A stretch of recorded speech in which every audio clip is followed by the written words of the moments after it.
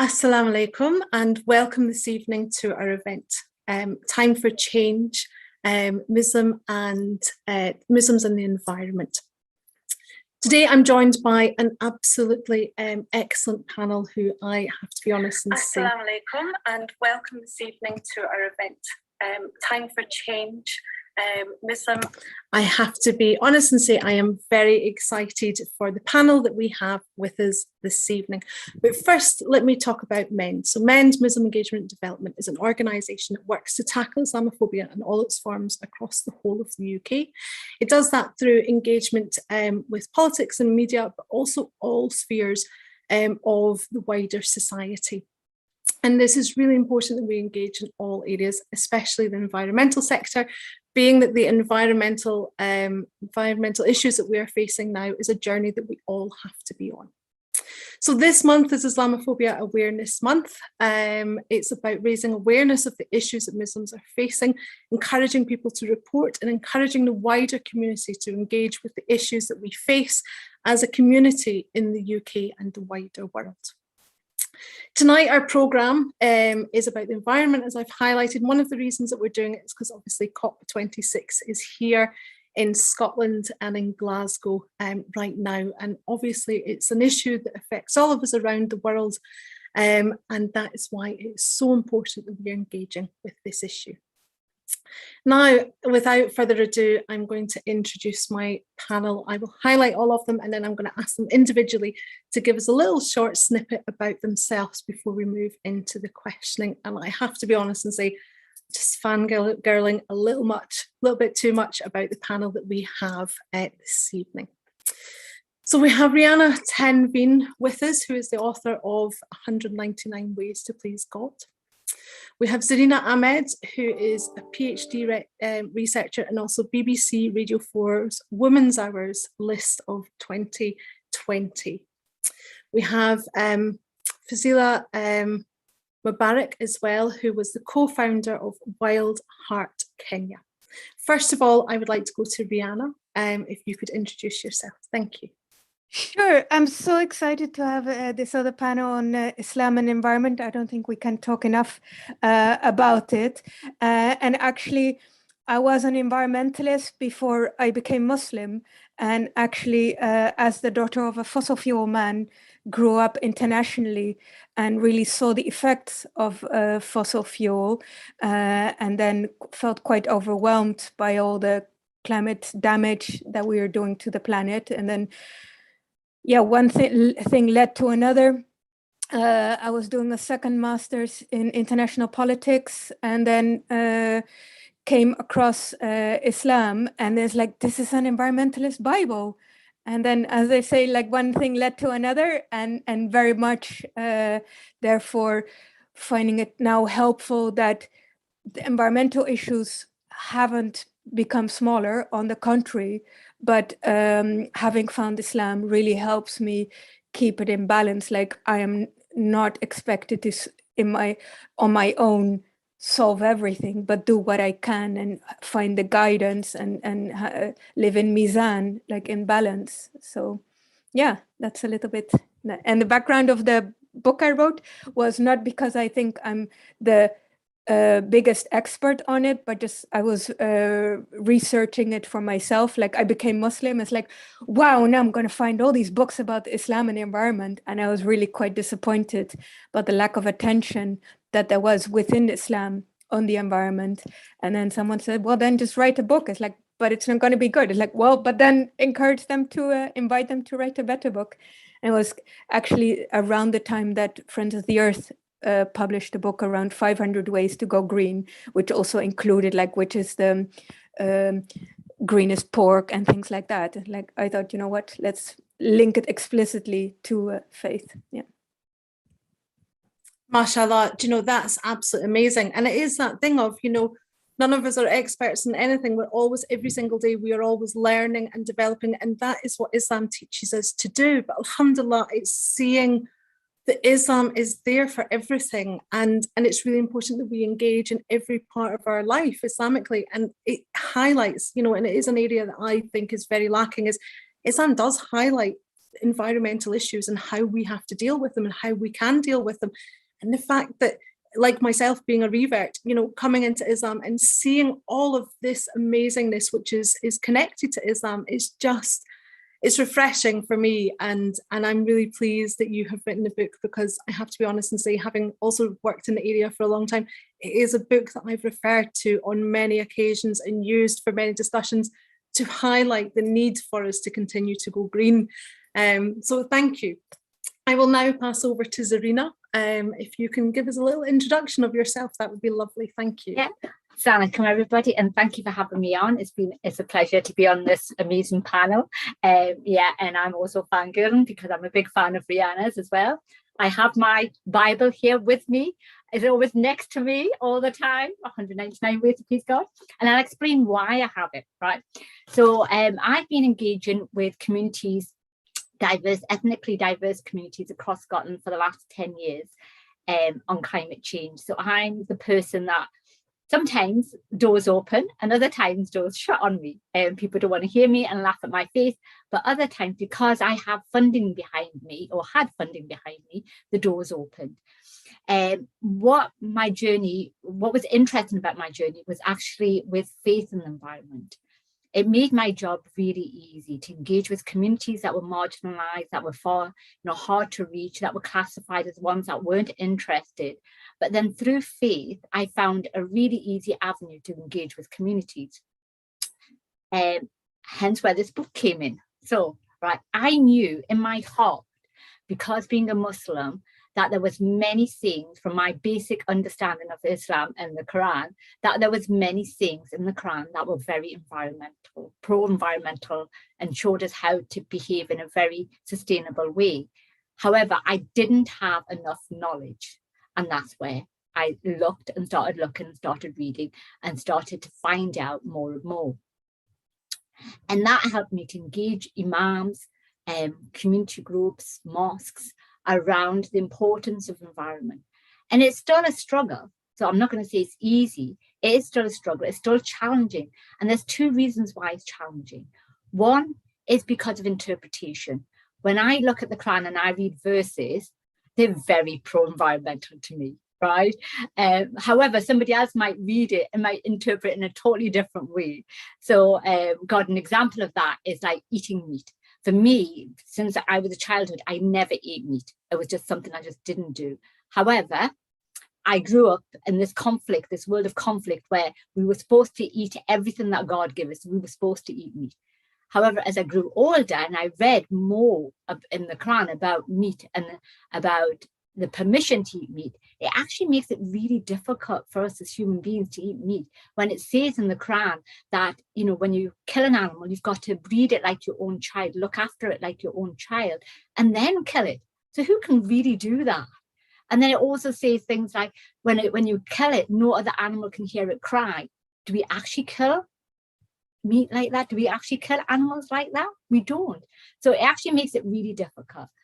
So that was my journey into connecting Islam and the environment. So yeah, I'll pass it over to Fazeela now. Yeah, Jazakallah khair for having me. And it's just so amazing listening to both experiences, because I can personally relate to them on a personal level. I started going, I grew up loving animals, and I started looking for causes where I could volunteer in this wildlife related causes. And I was always being told stuff like, why do you care about nature, when the people when there's so much suffering in the world? But as I come to know more about it, I just learn about how everything is so intricately connected. And if one doesn't exist, then another one, doesn't exist. And I started volunteering. It's been almost 8 years now. I started when there's a lot of poaching for elephants going on in my country, Kenya, and I really wanted to do something to help. And again, when I started out, the conservation and environmental sector in Kenya is really white dominated. So for me, as a person of color, somebody wearing a hijab, it was really difficult to get in. I couldn't even get something to volunteer for. But I was really lucky. There was Care for the Wild Kenya. It was one of the very few environmental institutions that was headed by a Muslim, and he took me in and decided to show me. And I was very lucky because I got to see a very decolonized view of environmentalism. And I went straight to learn about the communities and how indigenous knowledge is so important. And as I continued volunteering, I'd go with rangers, on the patrols, and engage with communities and see how they were being affected. I started to notice how the dry seasons are starting to get prolonged. And as they were getting prolonged, it was really difficult on the communities because the water holes were drying out. It means girls had to walk longer distances, kids couldn't go to school. And then slowly it started developing into this massive drought. So I founded a small organization called Wild Heart Kenya with my friend. And with that, we wanted to raise awareness and look at solutions where we can work with to mitigate the climate crisis that's happening right now. Thank you so much, both, for sharing your background and input. And, it leads beautifully onto our next question. So thank you so much for highlighting the fact that you struggled so much to engage with the environmental sector, even in Kenya, which is, to me, really surprising and shocking. And that's one of the things that we are finding here in the UK, and we're finding as we're having conversations with our brothers and sisters around the world, that climate change affects all of us, yet vast swathes of the globe and vast swathes of communities are left out of the conversation. How can this be justified when we are literally fighting for our lives in climate change? If you want to carry that on, Fazeela, that would be excellent. Thank you. Thank you so much for raising that very important point.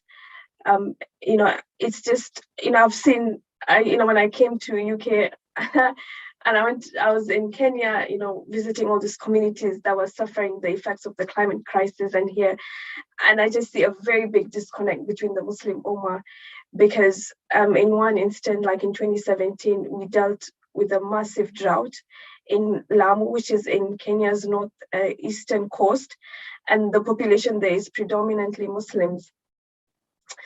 And what we had over there, the water holes had dried out, and we don't have like fences or zoos. People have lived in harmony with nature for literally hundreds of years, and they would know, they would tell if there's a drought coming, and the drought would come maybe once in 10 or 20 years, so they would prepare for that. But now every dry season is becoming prolonged. The rains are being delayed, and when the rains come, it's a lot of flooding and causes a lot of havoc. So these are like very simple people who live very basic, they're not after so much material stuff. So maybe they have this small piece of farmland where they sustain themselves. But now with the dry season, can you imagine a wild hippo or, a wild herd of elephants just coming through your farm, and your whole produce which you already struggled to water for the whole year, is just destroyed completely, And that's a crisis because people we don't have a welfare system. So it means they don't have fees to pay for the school fees for their children. They don't have medication. So it's a real crisis. And then on the other hand, you have Muslims are so generous. You have, whenever there's a drought or a famine happening, you see them so generous to that. But what we have to get to is, see the causes of it. Climate change is it's a real crisis, and Muslim communities are at the forefront of it. Where my parents were born in Mombasa, it's a small island, but it's in real threat of drowning because of rising water levels. So to see that, and then in the Muslim community, if you talk to anybody about environmentalism, or you just see it as somebody who's so lost, or somebody who doesn't have a good cause. But these things are very much connected to each other, and we as Muslims, we should be the ones at the front, because Islam is all about justice. And where is the justice? If we continue polluting and being this massive carbon emitters, when our brothers and sisters who emit so little carbon, literally negative, are the ones who are suffering the most. Yeah. Can I add something to that? Because you asked, like, how can it be justified? I think we need to be clear, it can't be justified. There is no justification for it. We can analyze and maybe explain that it comes from patriarchy, from colonialism, from greed, from all kinds of things. But that doesn't make it just. And it's very much about justice. And also what Fazeela mentioned, like, the poorest people who contribute at least are suffering, and it's one thing to be generous, to respond when it happens, but that's like mopping with the tap open. That's a famous Dutch saying.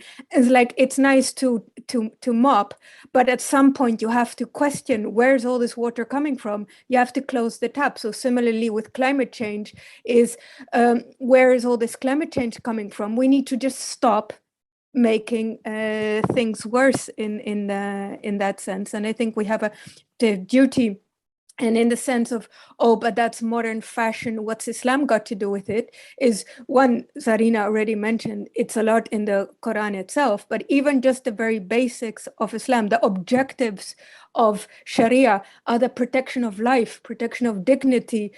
How are we going to do that on an uninhabitable planet?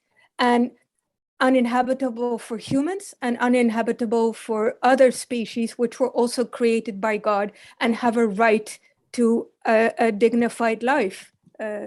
So I really want to, like, the short answer, it can't be justified. No, I was going to come in and say the same points as you, Rianne, about we can blame like colonialism, we can blame greed, we can blame capitalism, but at the end of the day, we have choices and we have responsibility. And I sometimes feel that as a Muslim Ummah, we're failing to recognize that responsibility. And in my introduction, I said there was two conflicts, and I said one was interpretation, and the other one I actually didn't talk about, which for me is the connection, is what Fazeela was talking about. It's our connection to our ecosystem. We somehow think we are superior. And in the Quran, it doesn't say anywhere that we are the superior race, but yet it's interpreted. Many times I've heard that we are the superior race. We aren't, right? And in the Quran, it doesn't say that.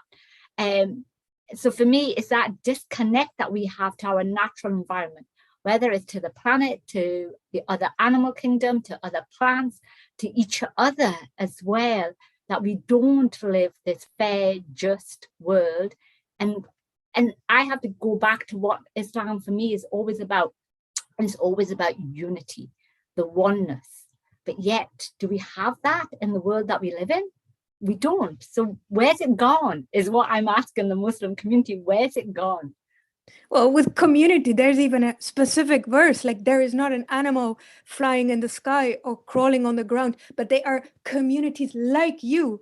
So we are like a primus inter pares, like first, in that sense, first among equals, because we've got free will, like we've gotten a job of guardian of creation, verse 165 in chapter 6. And, God was going to give that job to others. And they're like, no, that's way too much responsibility. And humans got it, but humans seem to be walking around like, oh, I'm Khalifa. And it's like, but it's not an honorary title. It's a job. If you would have any other job by a normal boss, would have been sacked ages ago. But God is so kind that God doesn't sack us here from one day to the other. God gives us a tiny flavor of the impacts with the intention that hopefully we reflect and say, maybe we should change course, maybe. And also with the unity, look, it's not good enough for people in the West to say, well, but it's only people in Kenya. It's like, excuse me, it's one creation. So if we think like, oh, but it's us and them, etc., like we need to go back to school. And I mean, in the sense of religious education. So talking about religious education, a lot of individuals who I have spoken to about Islam, about climate change, and about religion in general, a lot of people say it's not our place. as a religious community, as a religious group, it's not our place to interfere in politics or to interfere in kind of global matters and things like that. This is what I often hear, or they say, "Oh no, it's not." This is more than politics. This is much more than politics. This is a way of life. It's a way of being, and that is what Islam is fundamentally. It's the way of life. So why are we not following the principles of Islam and thinking about it in a bigger issue? And politics, behind politics, there is religion, there is values, there's ethics. All of that is behind politics. So why can Islam not be part of politics? I don't understand why religion and politics don't mix, because in reality, they're interconnected, they're intertwined, and we see it all the time, but we put blinkers on so quickly because there's certain things that we don't want to do. We don't want to do without. We don't want to sacrifice. Sacrifice is the hardest thing to do. But it's not always about sacrifice, but it's also about kindness, empathy, understanding, all of these principles, fundamental principles of Islam that we seem to have lost. And it's just like, and it's what Fazeela was saying, that when you're an environmentalist, people look at you as if you're a weirdo. But yet, like Rianne says, that Islam is an environmental religion. I think there's like issues from both sides. Like, I think religion is like a moral compass. Like, I don't think it's up to Muslims to like proselytize in the sense of converting others as much. It is more about converting ourselves in being better humans and behave better ways. So use it as our own moral compass. But if we say like it's got nothing to do with politics, like on which solar system are they living? Because everybody has a moral compass when they make decisions, and as Muslims it should be our Islam in that sense. You can't say, well, now I'm no longer Muslim, I'll just be secular and talk about all these moral issues about whether we give foreign aid to countries like Kenya. You can't separate those in that sense. So I think maybe in the case of Muslims, partly is also like, oh, but I don't want to be associated with terrorism. And when I first came across the Quran and saw it like so environmental, it's like, but what I heard in the news was all about terrorism. And also after converting, when I was invited as a Muslim on a number of shows, it's like, oh, but some idiot somewhere just did something stupid. Can you, condemn terrorism? It's like, why should I have to condemn terrorism? I'm coming here to talk about environment. So I understand that some people might be like, well, you know what? I'll just keep my religious side for myself in that sense. And a third point, maybe how often linked, is as environmentalists, we can sometimes be very evangelical and then get the response from religious people. It's like, oh, I don't need this greenie religion because I am already Muslim, Christian, whatever.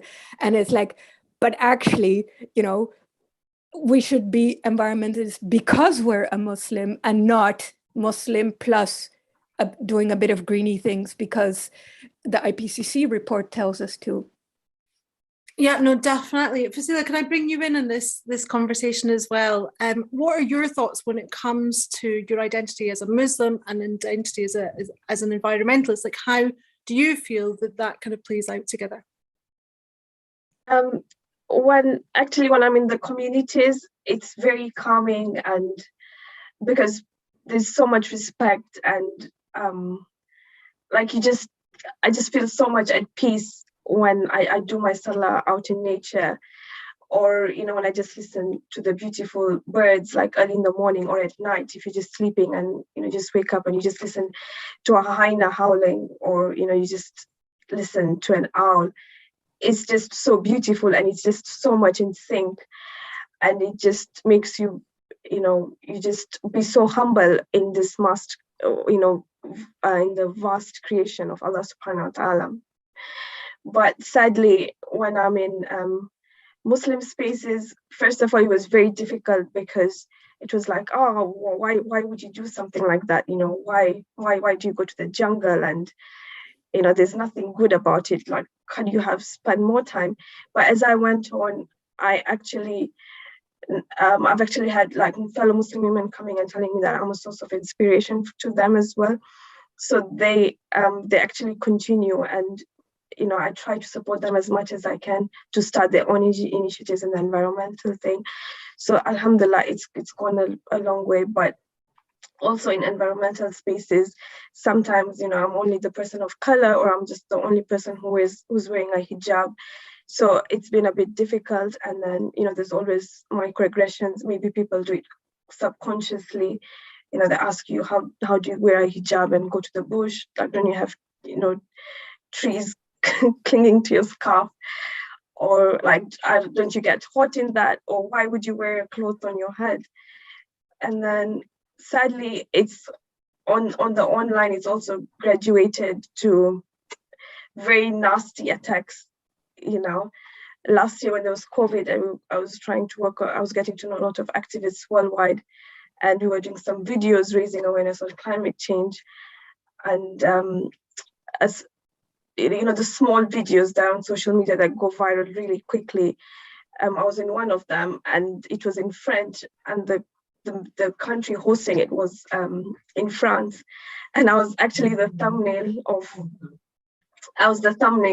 that video. And it was so depressing to see all the comments over there, that eventually I just I said, I'm not going to have a look at those comments anymore. But also I've noticed I also get a lot of attacks from people I've also known personally. They wouldn't say it to me on one-to-one, but when they're in social media, they get all this courage to send me all these comments and messages that are really nasty. And it's really disheartening to see that. But also I do also get a lot of support from strangers online. MashaAllah. And that really helps me. So, do you know, hearing you say that is soul destroying, because I think a lot of people don't realize that within the Muslim community and within the environmental community, there are so few of us out there banging the drum and getting involved. And especially when you are a person who is from an ethnic minority background, or a person wearing a hijab, and you are the only hijabi in the room, and you are the only person from an ethnic minority background. I know that I myself have been in rooms when it's just me who's representing, or it's just myself and Zarina who's representing, and those microaggressions are real. They happen, we live through them, and we sit and watch them. And it's painful. And, I do know that environmental agencies are beginning to raise their heads above the parapet and go, actually, we need to take everyone in this journey. It's not just male and pale or white, middle class, middle age who are going on this journey. Actually, everyone needs to be involved in this conversation. But as Muslims who are figureheading in this area and are pushing forward and are taking that lonely journey, because it can be lonely, it can be painful when you are facing Islamophobia, when you are facing the issues. What can we do? What can we do to help encourage others to join us? What can we do to help promote Muslims within the area? And what can we do to tackle the Islamophobia that we are facing when we are working within these areas? I'm going to open that to the floor, because I know that all of you have experience and knowledge of this. So please do jump in. I have worn the hijab for 15 years, but it was the constant having to denounce terrorism. Is like, why are you making the assumption that because I wear a scarf, I would in any way condone terrorism? And it's like, no, I'm just asking. It's like, yeah, but if you're not going to ask a non-hijabi, a non-Muslim, then you are making assumptions about my default setting, and that is insulting.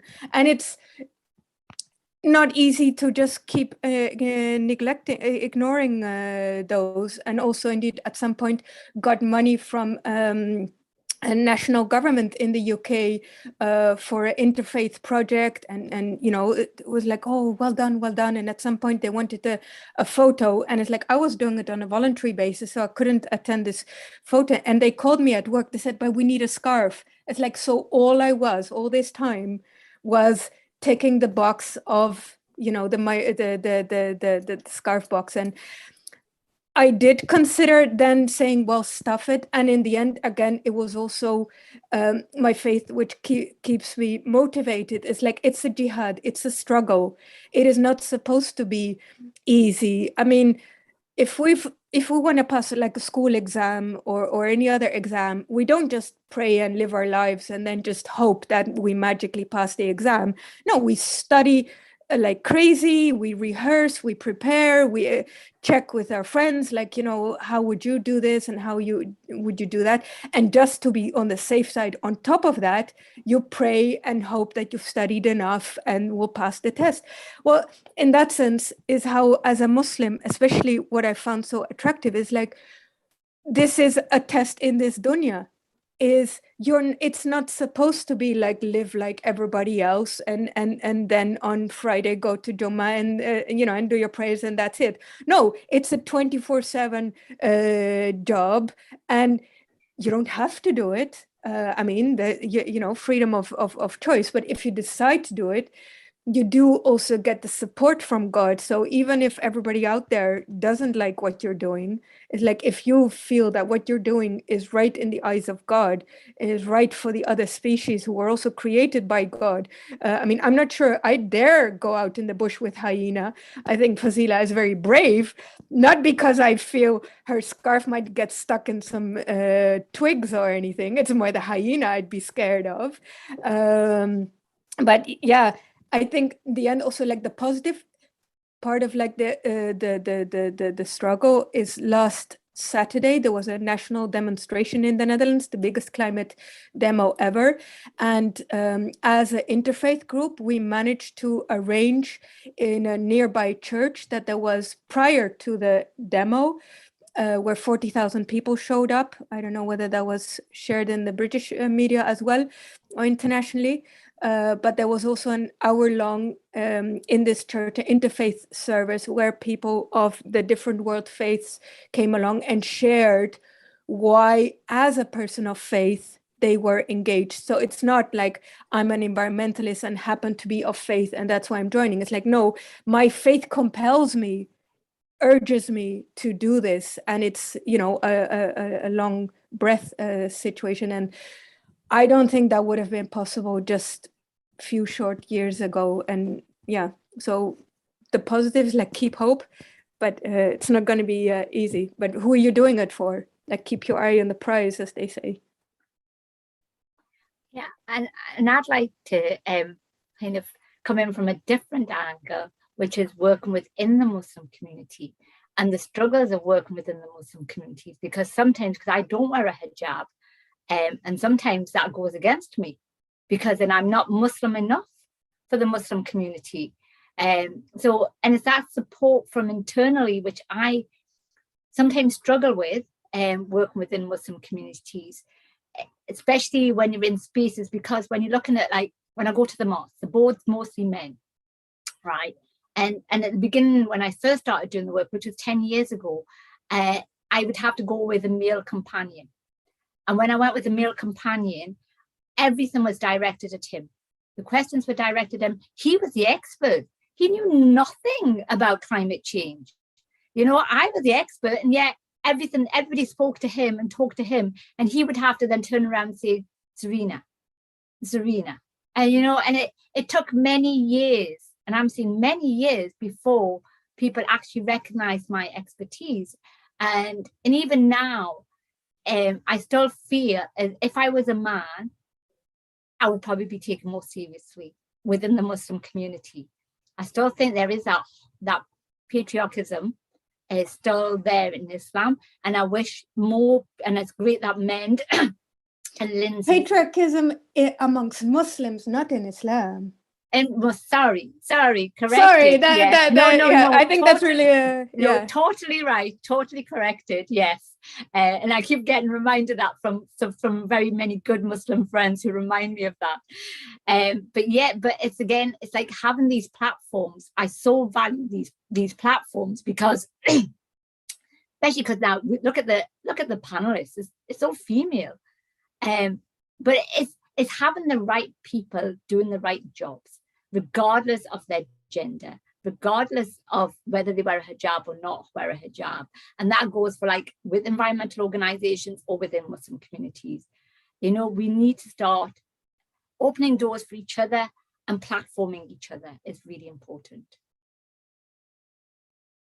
You know, I couldn't agree more. And from what I'm hearing from this conversation is that actually for a lot of environmentalists who are Muslim, it's coming at them from all sides. You know, there's issues within breaking down barriers within the Muslim community, struggling to engage, struggling to get the word and the information out there, but also there is a lot of barriers in the environmental community and the environmental sphere, you know, of accepting Muslims. And accepting Muslims as just individuals who are there to fight for climate change, but they have to justify their faith, their belief, their background, and the whole community just so that they can engage. And it's like, you know, I'm just one person. I don't know about the rest of you, but I am just one person. I can only manage to carry so much on my shoulders. So when I'm there representing, I'm representing me. Yeah, I might have the hat on of this organization or this organization, but I can't speak for everybody. I can only do what I can do, and only Allah can allow me to do that.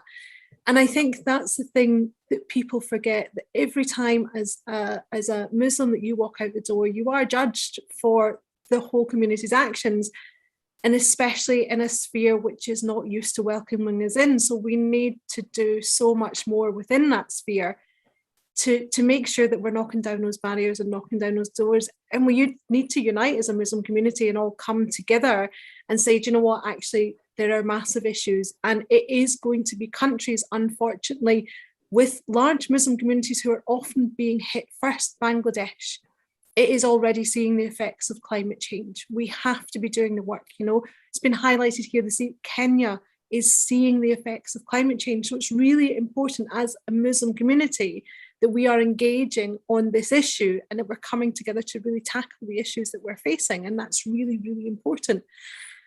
So if I'm mentioning countries, we've also got countries on the other side of the spectrum, you know, countries like Saudi Arabia, because they've got Mecca, is they have a big, strong grip in a sense, you know, economically, it's totally dependent on fossil fuels.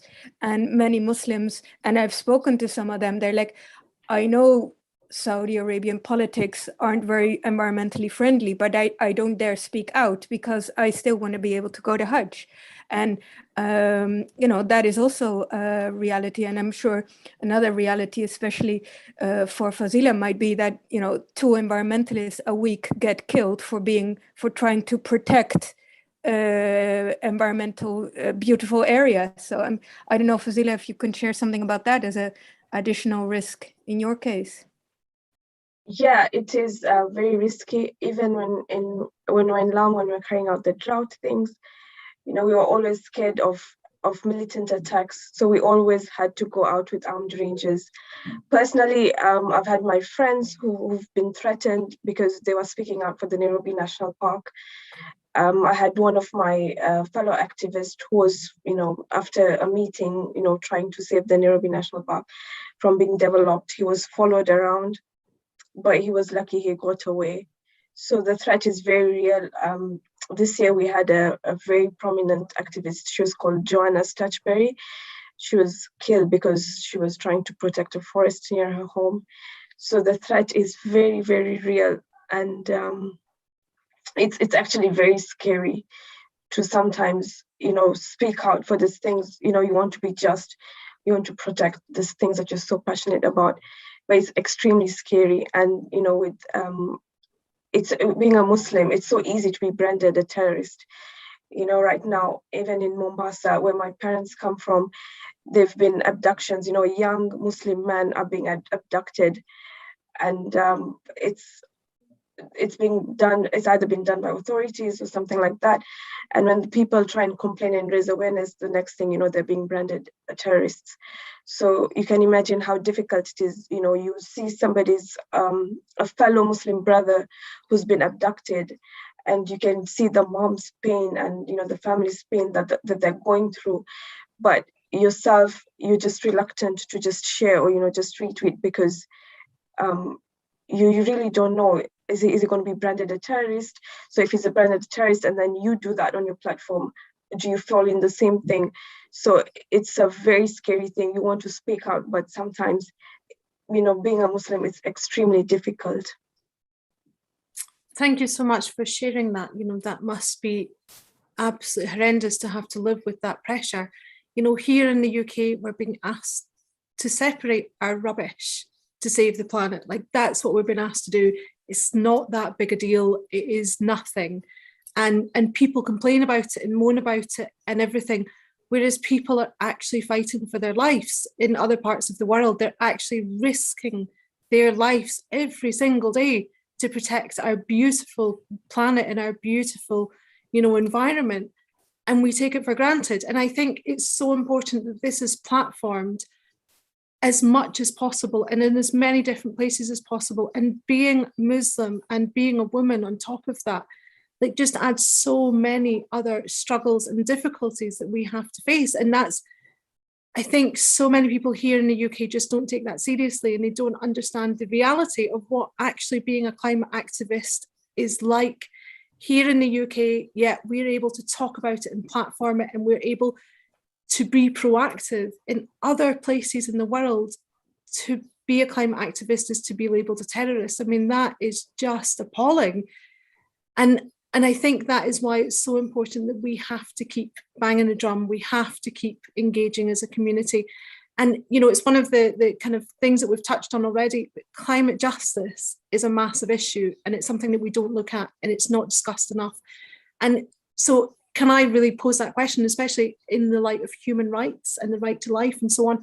Why is human rights so important to discuss when we're talking about climate change? Why do these things actually go together when so many people are like, no, they don't fit? But actually, we're seeing more and more that they do. So I'm going to, again, open it up to the floor. So please, why are human rights and environmental activism and environmental protection actually going hand in hand and important to discuss together? I don't think they are going hand in hand. I think they should be, but I don't think they are, right? I'll explain that. So for me, one of the issues, just going back to the conversation before, is that when we think of climate change, it's a very narrow concept of climate change. Or when we think of environmentalism, it's a very narrow concept of environmentalism. We don't connect the dots. So we don't think about our lifestyles and how they're connected to the degradation of the planet. So for instance, our food system. How is our food system having an impact on the environment? So for me, one of the things, and connecting it to human rights, is we live in a world where we've got extremes of wealth, right? So we've got people that have an abundance of food, and we have so much food waste, and we're talking about food waste to protect the environment. Yet on the other side, we have people living in poverty, have no food at all. Yet they're linked. They are both so linked, and it should be a human right that every person on the planet has access to good nutritional food. So it should be a human right, right? And then energy, right? So if you think about energy as well, and access to energy, we need energy to survive, whether it's from renewables or fossil fuels. I mean, I totally disagree with fossil fuels, but who am I to say to people in a developing country, developing world, that you can't have fossil fuel energy access when we've lived in the West with fossil fuel access? If we're not helping and supporting other parts of the world to get renewables, then we're being hypocritical. So again, energy, access to energy should be a human right. Access to water and sanitation should be a human right. So all of these issues should be a human right and not a commodity. It should never be commodified. Pass it over to for me they're intrinsically linked, and like Zarina mentioned, we're currently treating them as separate. And I think part of that is privilege in the West. It's like, I've got all my human rights sorted, I'm worried about the environment, so I'll just sponsor some fortress conservation in Kenya and have some cuddly donation to save the elephants. And it's like, excuse me, by having that model of fortress conservation, which is still the mainstream model, is indigenous people who've lived in harmony with nature since forever are being thrown off their land. So if we think we can separate them, then we live like we're not aware of our privilege. Also from an Islamic side, is I mentioned earlier about the objectives of Sharia, about the protection of life and dignity. How is that possible on a unsustainable planet? It is not. So they are in that sense intrinsically linked. Yeah, and also with increasing climate change is human rights are increasingly going to be challenged. Like more people will have to be forced to migrate. Like how is that contributing to your dignity and right to life? Fazeela mentioned increasing droughts. You know, at some point you have no more resilience left if the droughts come too quick, one after the other. And I think in the end, in the sense of like intrinsically linked, is do you have a vision of the world on justice? And that is an intersectional justice. You can't be like a little bit pregnant. Justice, I don't believe you can be for a little bit of justice. It's like either you believe in justice and you believe in justice for everything and everyone, or you don't believe in justice. If you think like you only want the little bits that help you, then you're not for justice. Then you're into continuing the paradigm that saves your privileges. That is not justice. It needs to be an intersectional just system in that sense. And I think currently that is not feasible within the existing power paradigm. Like the capitalist system is almost like intrinsically destroying both planet and people. No, definitely. And Fazeela, do you want to come in on there, please? Yeah, those are like very interesting points, you know, especially what Rianne said and how they're all connected, you know, especially when it comes to extraction and fossil fuels. You know, all this wealth comes and benefits the global north, while, you know, people like ours, you know, they're suffering, you know, they're the ones who are paying the ultimate consequences. And that's why climate justice is so important, because, you know, girls are missing out on school, girls are being married out, you know, really early, children can't go to school, you know. In other parts of Kenya, we have lakes, water levels are rising, you know, you have a whole health center that's gone under the water. So these are all climate justice issues. And that's why we want, you know, loss and damage to be brought into the conversation. You know, we want fossil fuels emissions to be cut down. And again, it has to be done in a just way, you know, especially like what Rianne was just saying about, you know, fortress conservation, you know, where's the justice, you know, when there's a poor woman who goes just to cut down firewood for her own sake, you know, just one little brick so she can go and make food. But, you know, you have this rangers who are sponsored by this colonialist institutions coming down and, you know, putting her in jail because she just wants to survive. So yes, there has to be an element of climate justice, and we as Muslims, we have to stand up.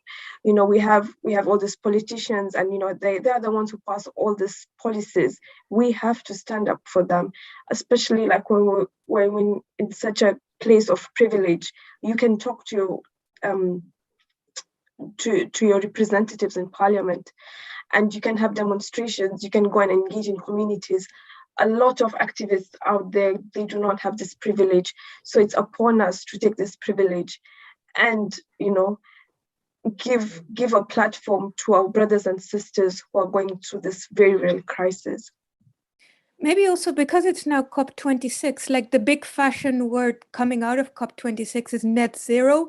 I think we need to understand that that is actually totally unjust idea. Like it sounds nice, like the word zero is in there, but actually what it means is rich people can just continue to emit, can continue to do live their lives, and just basically like buy off, like almost bribe people in Kenya or wherever to plant a few extra trees. And it's like there's a very interesting spoof that was made a couple of years ago about like cheat neutral, do all the cheating you like, but pay a faithful couple to stay faithful, and then the overall global heartache won't increase.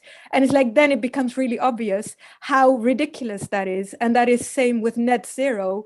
Is net zero isn't zero. Net zero means that we're still going the way we've always gone, and that is creating more and more emissions, more and more climate change, affecting those who contributed least to suffer the most. And then just promising some money some other day, or on the financial books showing, oh, but it's net zero. Sorry, that is not just, and we should not accept that.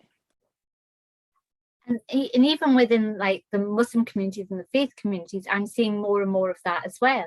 So their reaction to like COP26 or to like climate targets is finance. It's like throwing money at people and saying, you sort it out, here's the money, you sort it out, but without actually looking at the root cause of climate change.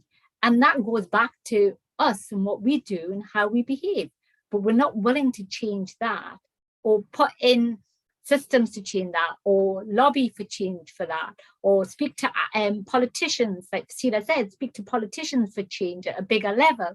But it feels as if throwing money is the quick fix.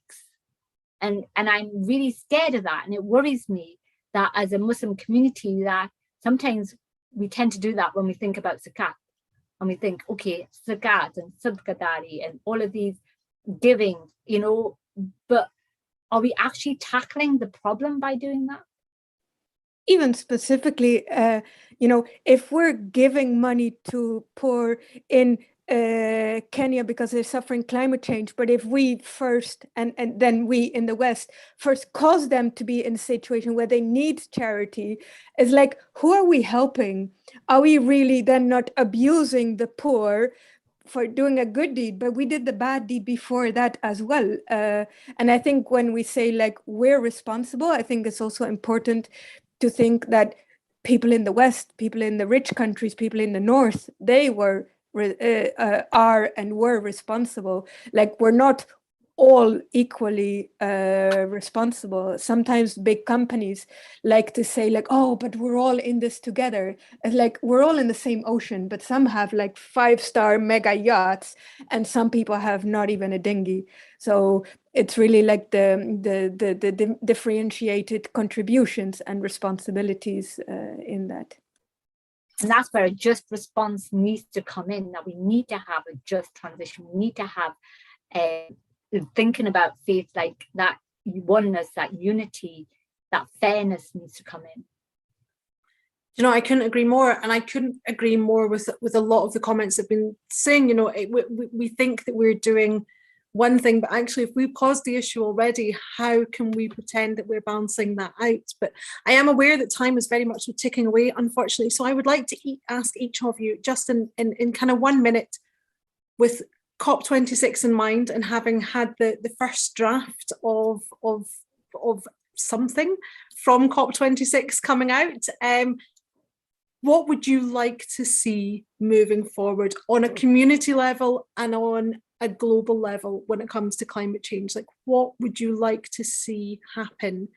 If I can ask for your kind of final words and thoughts revolved around that kind of topic, that would be great. Thank you. And I'll pass to Zarina first, please. All right. Okay. You passed to me first. So mine's not what I would like to see. Is again, I'm a worrier, probably full of anxiety at the moment with COP. What I see is greenwashing. Right. So I see everything as being normal. And unfortunately, we live in a city where COP was, and all of a sudden Glasgow's become this green city. It never was a green city. Now it's this green city. Everything's like greenwashed. And I think even the things that are coming out of COP, the commitments, the targets, it's all greenwashing. Underneath all of that is just life as normal, just business as usual. Is still feeding into the same systems of inequality and unfairness and unjust. So I worry about that. So what can we do? I think I think it's the good thing that's come out of COP is more and more people are aware of climate change. More and more people are aware of what it means, both here in Scotland, what it means in politics, what it means in religion, what it means to other parts of the world. So I think the more we talk about it, the more strength we have to do things, to change things. We are the ones that caused it. We, as in all the different structures, the West, corporations, industry, we're all a part of those same systems. So if we caused it, we can undo it as well. Thank you so much for that. And definitely, can I pass over to Fazeela now, please? Thank you. Yeah, just like what Zarina was saying, it's been a very disappointing thing. The only thing that's given me hope is just seeing my fellow activists, young activists, Indigenous activists come and, speak their truth. Going forward, I'd really like more engagement from the Muslim community. So, if you're a Muslim, come on, guys, we need to step up, speak to your MPs. And if you see an environmentalist in your spaces, please encourage them, give them the go-ahead. Don't belittle them, don't say them. And I'm also reaching out, to the leaders in the mosques. Like Zarina, I've tried to reach out to the mosques, tell them to make the mosques a bit greener, but I just face the same patriarchy. Come on, guys, we're better than this. Let's go back to our roots of Islam, where women take the lead, and let's be true environmentalists. If you see a Muslim brother or sister being bullied on this social media spaces, let's stand up for them. Let's speak our truth. Talk to your MP. Let's back the climate and ecological emergency bill. Let's come out. We all have a power in us, and we can. If our taxes pay for these people's salaries, they have to work. They have to tell what we want them to do. Let's not forget our brothers and sisters all over the world, Madagascar, Kenya, Bangladesh, India, of the injustices that they're going through. Let's stand up with them and let's be their voices. And let's all lobby for the damages that they've gone through, for them to stand up for them. Let's put in places mitigation things that they can do, where they can support. Let our mosques and masjids become these places of where we have this people as assemblies and places where we can work out how to deal with the climate crisis. I think that's it from me now. Jazakallah khair. I'll pass it on to Rianne. Yeah, from me as well. Like, I think COP26 was tomorrow's the final day. It's one big massive greenwash. The whole net zero thing. Let's not believe in it. The same time, as Muslims, is COP26 isn't our goal. Our goal is following Sharia in the sense of protecting life, protecting dignity and that requires a habitable planet. So in that sense, it's just a tip in the idea, and keep in mind, like one of the verses in the Quran that always attracted me when I felt overwhelmed with environmental challenges that face us is even an atom's weight of good, God sees it. So even if you think that you're not doing that, and in the sense, it is not only like the COP26 that will solve it, like the beach, like which grain of sand causes a beach? It's like, it's everyone's teeny tiny little bit of effort. And the final hope that I think really should inspire all Muslims to, yes, be disappointed by COP26, but then also pick up our bootstraps and go next, is even when the day of judgment bell rings, if you've got a seedling planted, that's a hadith. It's like, that it's day of judgment is being called. The sapling isn't going to grow, but even then, God tells us that to still first plant that seedling. So I think that should really give us all hope and keep the eye on that, and indeed support each other as as fellow Muslims, but also as fellow humans and as fellow species, not consider ourselves as some kind of, separate from the rest in that sense. And it's been super lovely to spend this hour with you. And, Fazeela, all the best with your struggles in Kenya. And lovely to see you again, Zarina. And thank you as well for hosting this, and it's been absolutely great. Oh, thank you so much. And alhamdulillah, I cannot thank the panel enough for being here this evening. I have to be honest and say, I've listened to a lot of panels, I've been part of a lot of panels, and I think this evening's discussion was probably one of the most engaging and interesting that I have ever been involved in. The real truths coming out there, which, is so important. And I'd like to take this opportunity to thank you all once again, but to also thank MEND for allowing us to put on this event this evening, and for really getting behind environmental issues. It's been unbelievable, and so thank you so much.